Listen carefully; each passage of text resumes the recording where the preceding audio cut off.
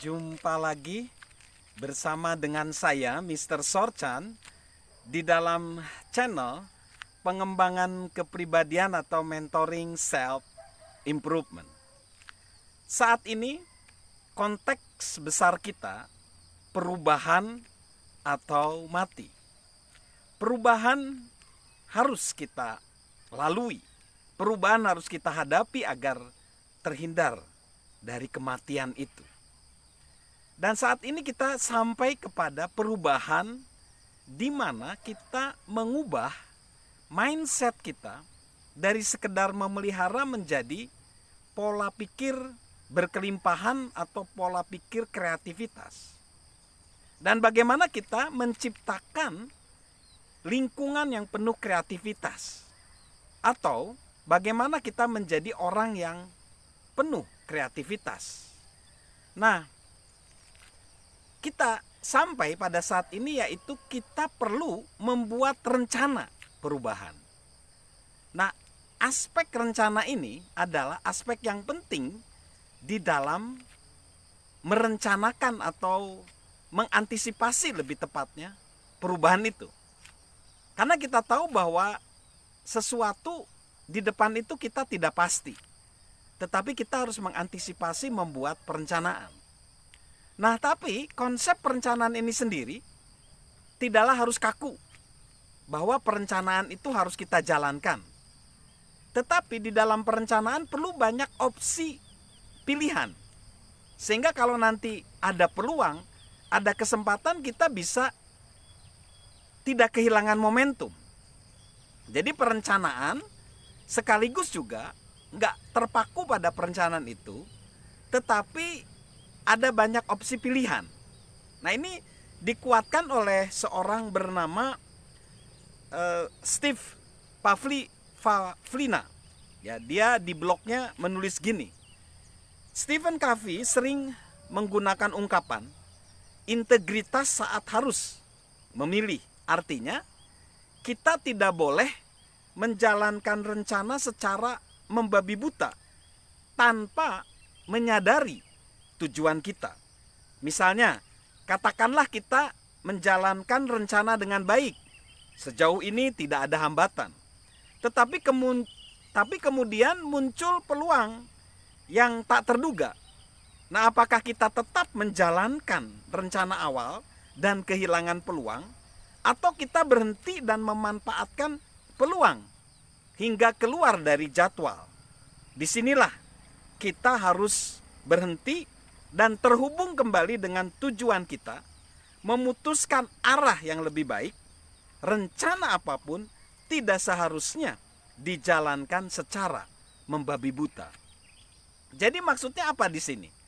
Sebenarnya ini juga meneguhkan yang dimaksud oleh seorang yang lebih dari 2000 tahun yang lalu, namanya Publilius Sirus. Dia menulis, sungguh buruk rencana yang tidak memberi ruang untuk modifikasi. Jadi membuat rencana itu perlu kehati-hatian. Tidak boleh hanya satu pilihan. Harus ada banyak alternatif pilihan atau opsi-opsi pilihan. Supaya kita jadi tetap memperoleh peluang yang ada. Karena peluang itu seringkali tidak terencanakan. Nah, jadi artinya, namun kita juga jangan meremehkan perencanaan ya. Jangan juga, karena seperti yang dikatakan oleh Yogi Berra, berhati-hatilah jika Anda tidak tahu kemana Anda akan pergi, karena Anda mungkin tidak sampai ke sana.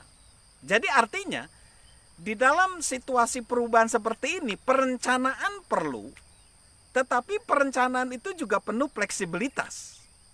Dan ada banyak opsi-opsi pilihan yang kita sediakan. Itulah kreativitas. Jadi selalu kreativitas itu seperti itu ya.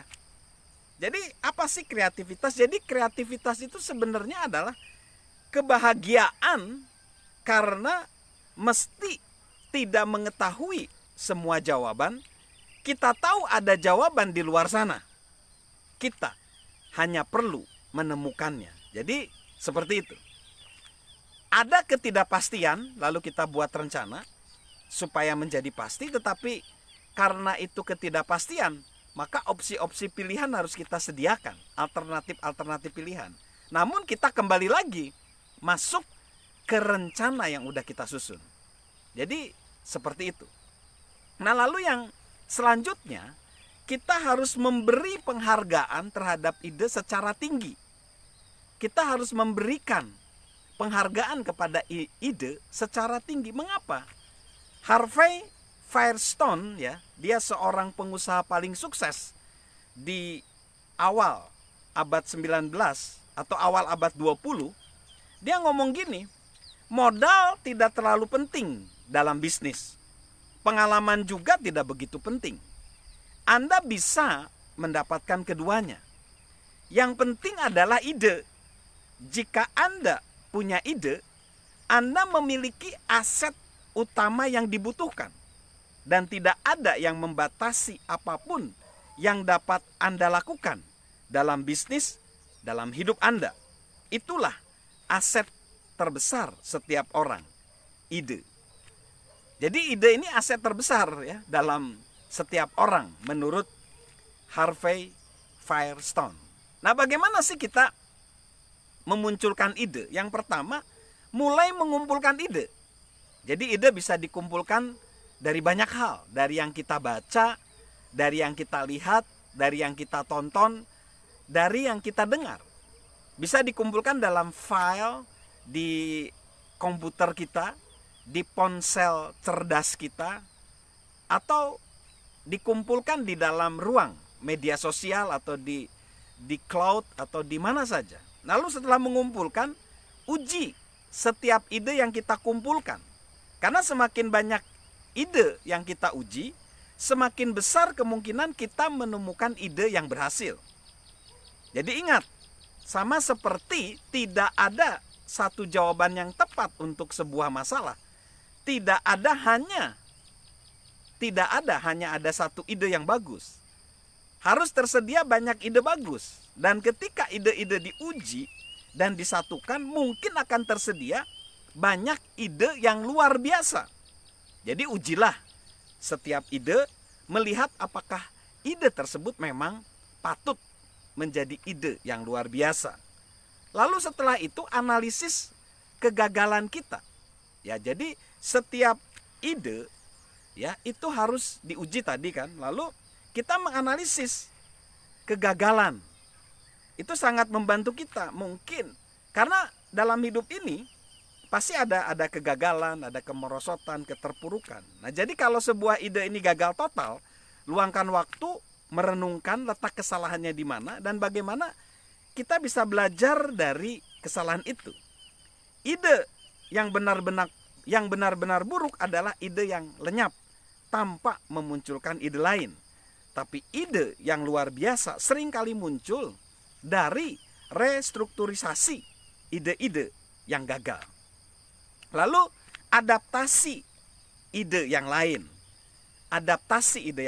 Stanley Weston, dia pencipta figur heroik G.I. Joe, berkata, ide yang benar-benar inovatif memang langka. Tetapi Anda sebenarnya tidak membutuhkannya untuk berkarir berdasarkan kreativitas.